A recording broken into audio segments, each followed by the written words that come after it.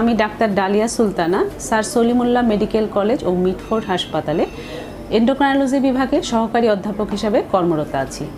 আজ আপনাদের আমি বলবো ডায়াবেটিস নিয়ন্ত্রণের সহজ কিছু কৌশল এবং প্রতিরোধের সহজ কৌশল। আসলে প্রথমে আমরা জেনে নেই ডায়াবেটিস রোগটা কী। ডায়াবেটিস হচ্ছে একটি হরমোনের অভাবজনিত রোগ। আমাদের শরীরে অগ্নাশয় নামক একটি গ্রন্থি আছে, সেখান থেকে ইনসুলিন নামক একটি হরমোন তৈরি হয়। সেই হরমোনের অভাব বা তার কর্মক্ষমতা হ্রাসের কারণে ডায়াবেটিস রোগটি হয়ে থাকে।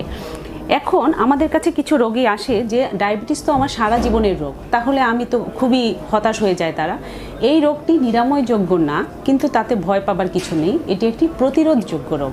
তাহলে আমরা প্রথমেই জেনে নিই ডায়াবেটিস রোগটাকে প্রতিরোধ কিভাবে করব।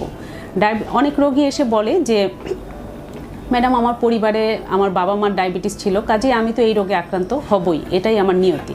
কিন্তু কথাটা সম্পূর্ণরূপে ঠিক না। একজন রোগী ডায়াবেটিস হওয়ার ক্ষেত্রে জেনেটিক বা বংশগত কারণ যেমন জড়িত, ঠিক তেমনিভাবে এনভায়রনমেন্টাল ফ্যাক্টর বা পরিবেশগত কারণ জড়িত। বর্তমানে ডায়াবেটিস মহামারী আকারে দেখা দিয়েছে, তার আরেকটা কারণ হচ্ছে এনভায়রনমেন্টাল ফ্যাক্টরের চেঞ্জ। সেক্ষেত্রে একজন রোগীকে ডায়াবেটিস যাতে না হয় বা পিছিয়ে নেওয়া যায় ডায়াবেটিস হওয়াটাকে, সেজন্য কিছু নিয়ম মানতে হবে। যেমন তার ওজনটাকে নিয়ন্ত্রণ রাখতে হবে। আমি আবারও বলছি, প্রথমত তার ওজন নিয়ন্ত্রণে রাখতে হবে, তাকে শারীরিক পরিশ্রম করতে হবে, শারীরিক পরিশ্রমে অনীহা থাকা যাবে না, এবং তার খাদ্যাভ্যাসে পরিবর্তন আনতে হবে। আমরা সাধারণত এই সাউথ ইস্ট এশিয়ান কান্ট্রির মানুষজন শর্করা প্রধান খাদ্য খেয়ে থাকি। এটি একটি ত্রুটিপূর্ণ খাদ্যাভ্যাস। আমরা এক প্লেট ভাত খাই, সাথে ছোট একটা বাটিতে সবজি নেই না, সিস্টেমটাকে উল্টে দিতে হবে। মানে সবজিটা বেশি হবে, প্লেটের হাফ থাকবে সবজি, বাকি যে হাফ থাকবে তার হাফ হচ্ছে ভাত আর বাকি হাফ হচ্ছে প্রোটিন জাতীয় খাবার। কাজেই এভাবে খাদ্যাভ্যাসের পরিবর্তন, শারীরিক শ্রম করা এবং নিয়ন্ত্রিত জীবনযাপনের মাধ্যমেই একজন মানুষের ডায়াবেটিস রোগটাকে প্রতিরোধ করা সম্ভব। এখন এত কিছুর পরেও আপনার ডায়াবেটিস হয়ে গেল, তাহলে ডায়াবেটিস হওয়ার পরে এই ডায়াবেটিসটাকে নিয়ন্ত্রণ করতে হবে। কিভাবে আমরা তা নিয়ন্ত্রণ করব সেটা একটু খুব সহজে বলি। সাপোজ আপনার যখন ডায়াবেটিসটা হলো, এই রোগটার সাথে আপনাকে সারা জীবন বসবাস করতে হবে। দ্যাট মিনস সে আপনার একজন শত্রু। একজন শত্রুর সাথে যখন আপনাকে থাকতে হবে, তাহলে সে আপনার কী কী ক্ষতি করতে পারে এই জিনিসগুলো আপনাকে খুব ভালো মতো জানতে হবে। ডায়াবেটিস হলে যেটা হয়, ইনসুলিন রক্তের গ্লুকোজটাকে সেলে ঢুকাতে পারে না, যার ফলে রক্তের মধ্যেই গ্লুকোজটা ঘুরতে থাকে, এবং রক্তের মধ্যে যখন গ্লুকোজের মাত্রাটা বেড়ে যায়, রক্তনালীগুলো ব্লক হয়ে যায়, যার ফলে দেখা যায় যে হার্টে সমস্যা হচ্ছে, সিবিডি বা স্ট্রোক হচ্ছে, কিডনিতে সমস্যা হচ্ছে, চোখে রক্তনালী ব্লক হয়ে গেলে চোখ অন্ধ হয়ে যাচ্ছে, পায়ে রক্তনালী ব্লক হয়ে গেলে পায়ের আঙুল কেটে ফেলতে হচ্ছে। এই সমস্যাগুলো দেখা দিচ্ছে, যার ফলে আমাকে এই ডায়াবেটিসটাকে নিয়ন্ত্রণ করতে হবে। এখন নিয়ন্ত্রণ করতে হলে আমাদের প্রথমেই জেনে নিতে হবে ডাক্তারের কাছে নিয়ন্ত্রণের মাত্রা কত, মানে আমাকে কত রাখতে হবে ডায়াবেটিস। এক একজন রোগীর ক্ষেত্রে এক এক রকম, তবে সাধারণত একজন ইয়াং পার্সনের ক্ষেত্রে আমরা বলি খালি পেটে 6 রাখতে হবে, এবং খাওয়ার 2 ঘন্টা পরে শর্করার মাত্রা 8 রাখতে হবে, এবং গড় সুগার যেটা আমরা বলি বা HbA1c সেটা 7% রাখতে হবে। এখন নিয়ন্ত্রণ করতে হলে কি করতে হবে? খুব সহজ উপায়। আপনি শুধুমাত্র ঔষধের উপর নির্ভরশীল হয়ে ডায়াবেটিস নিয়ন্ত্রণ করা খুব সহজ উপায় না। কাজেই ডায়াবেটিস নিয়ন্ত্রণ করতে হলে আমাদের 3টা নিয়ম মানতে হবে। আমরা 3D যেটা বলি, ডিসিপ্লিন, ডায়েট এবং ড্রাগ। তাহলে ড্রাগ আসার আগে আরও 2টো আছে। এই 2টো হচ্ছে ডায়াবেটিস নিয়ন্ত্রণের ভিত্তি। আপনাকে একটা সুশৃঙ্খল জীবনযাপনের মধ্যে যেতে হবে। সুশৃঙ্খল জীবনযাপন মিন্স প্রতিদিন সকালে আপনি হাঁটবেন, এবং এমন না যে আপনি একদিন হাঁটলেন 3 দিন ঘুমিয়ে থাকলেন, বা একদিন অল্প হাঁটলেন আরেকদিন অনেক বেশি হাঁটলেন, তা না। একটা নির্দিষ্ট সময় প্রতিদিন আপনাকে হাঁটতে হবে, যে প্রতিদিন দৈনিক আমি 40 মিনিট হাঁটবো, এবং সেটা আনন্দের সাথে করতে হবে শারীরিক শ্রমটা। কেউ যদি হাঁটতে পছন্দ না করে, সে সাঁতার কাটতে পারে, সে সাইকেল চালাতে পারে। যেই শারীরিক শ্রমটাতে যে যেটাতে আনন্দ পাবে, তাকে সেই কাজটা করেই শারীরিক শ্রম করতে হবে।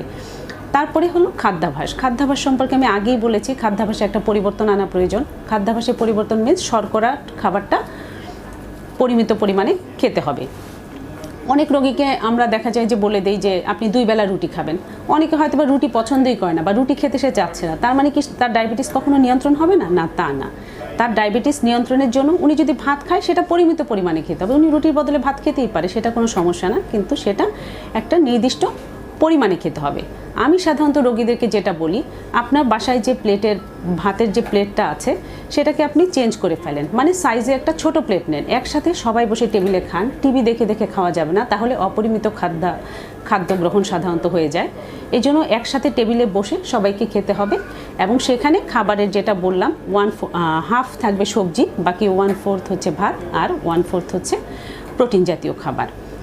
এছাড়া ডায়াবেটিক রোগীদের আরেকটা বিষয় আছে, এসে বলে যে ম্যাডাম আমার তো রিজিক নষ্ট হয়ে গেল, আমার ডায়াবেটিস হয়েছে, মানে আমি আর কোনো ভালো মন্দ খেতে পারবো না। কথাটা সম্পূর্ণ ভুল। একজন ডায়াবেটিক রোগী আর একজন নন ডায়াবেটিক রোগী খাদ্যাভ্যাসে খুব বেশি কোনো পরিবর্তন নাই।